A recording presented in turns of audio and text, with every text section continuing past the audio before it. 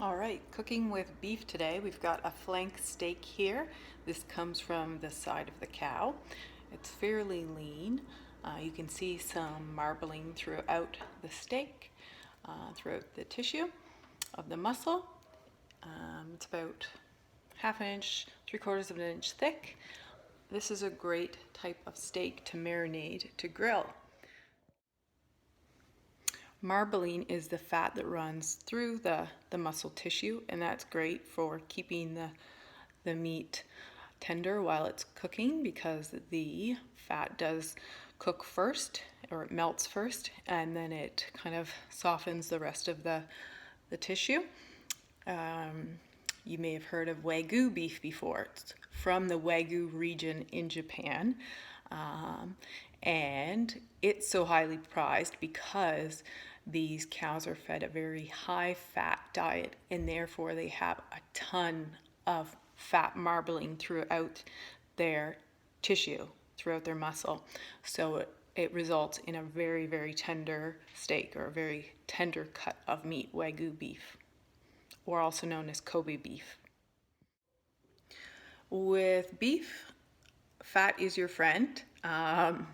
Too lean, anything that's labeled lean means it has very little fat left in it. And this is all right if it's a tender muscle, so a tenderloin in the middle of a cow or a pig or a lamb. It is the most tender muscle. It's very rarely used. It doesn't have any fat on it, or very little. So we're not as concerned that it doesn't have fat because it's a very tender muscle to begin with. But when you're working with a little tougher cuts of meat, fat helps moisturize and soften the muscle while it's cooking, keeping it from drying out. Just like in our poultry lab, you can also bard red cuts of or red meat with fat. So you can lay a prosciutto, which is like a cured bacon type ham, or you can use bacon around a lean tenderloin or a lean cut of meat as well. This particular steak, a flank steak, has no bones in it. It does not have a fat cap either. A fat cap is the fat surrounding the muscle that's sometimes left on, and that's great to leave on during the cooking process so that the meat doesn't dry out, and you might choose to cut it off when you eat it or eat it. It's up to you. I'm not going to do a tutorial or a video on pork, so let's quickly talk about pork. Let's talk about bacon. Well, bacon's full of fat, and you don't want your bacon to curl on you too much in a frying pan, or else you'll end up with bits that are raw and bits that are burnt or overdone. So a really good way to prevent bacon or steaks that have a lot of fat on them from or even like say it's a pork chop, if you've ever had a pork chop almost umbrella where you have it kind of curl up, put this down, where the steak kind of bubbles up, that's because the fat cap, or the fat throughout the bacon, cooks first, it heats up first, and it will distort or misshape the steak or the chop or the bacon. So what you want to do in that case is cook it at a very low temperature. So start your bacon off at a low temperature and let it cook low. This will take longer, but it will result in a nice flat piece of bacon. Some variations that I made, I didn't have any jalapenos, so I used cayenne pepper. What else? I didn't have any cilantro, so I used some dried coriander spice, which is made from its seeds. I only had one lime, so I used some lemon juice as well from concentrate. And I think that's it.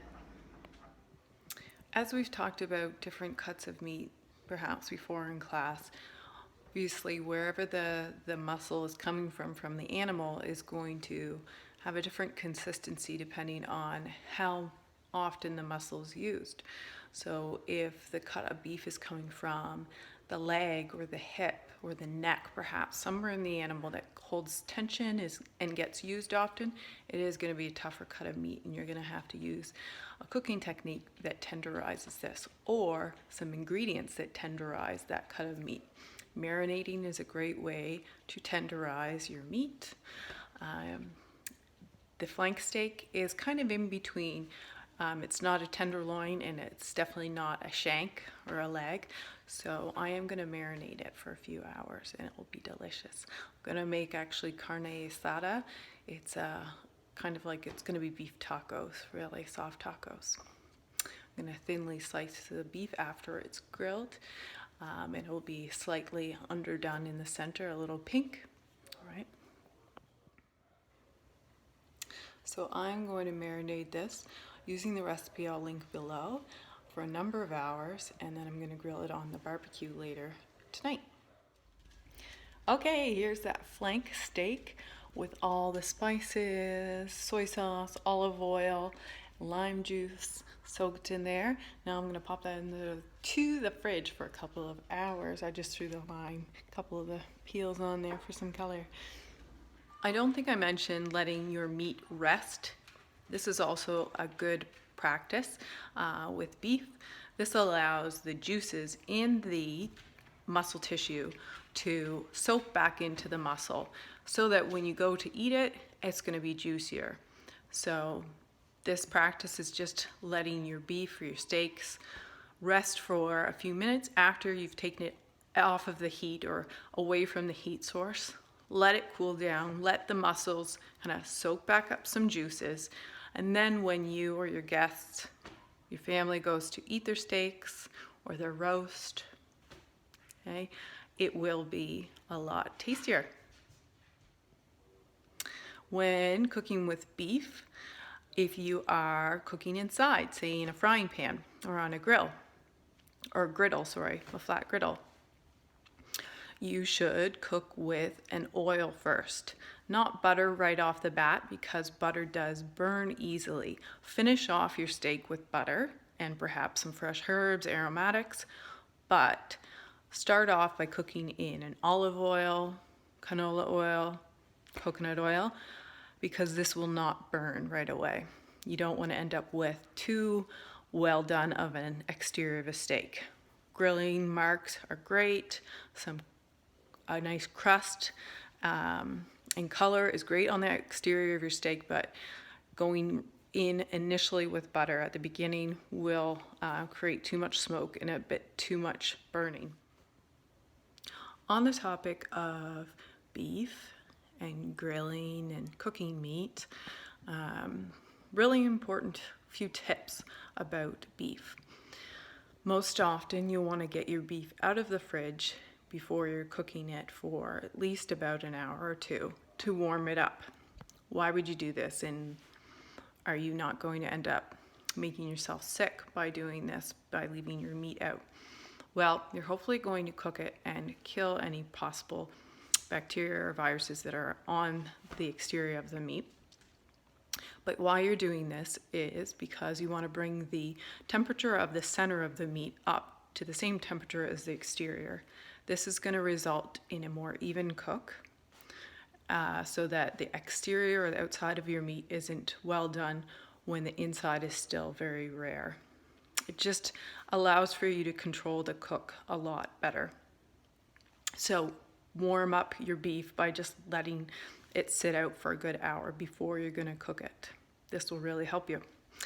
As you get experienced in cooking meat, you'll be able to tell how well done the meat is by pressing on it and feeling for the spring back. A muscle gets tougher as it cooks, it coagulates, and it's going to have a lot more spring back when it's well done. Kind of like when you're making a muffin or something too. When it's done, it will spring back up to its original shape.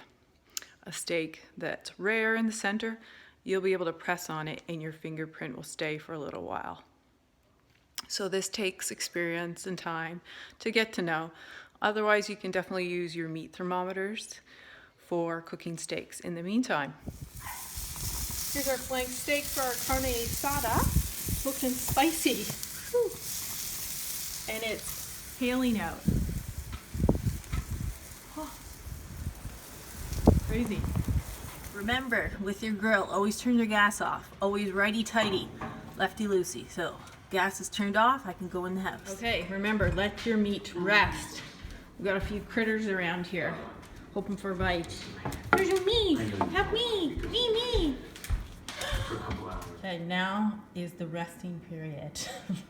Let your meat sit for a couple minutes, and that's just gonna let all the juices that were moving around while it was cooking soak back into the muscle. So it's gonna be nice and juicy when you eat it. And I got my sides for my carne asada, or it's basically like meat tacos, soft tacos. Delish. Gonna have some sour cream and guacamole and salsa. So you're gonna slice your flank steak fairly thin. My knife isn't the sharpest, so I can't slice it too thin, but this is about 1/4 of an inch. You could go about 1/8 of an inch. There is sort of an American style carne asada. No fresh salsa for me today, but there you go. Here's your flank steak. Great for barbecuing.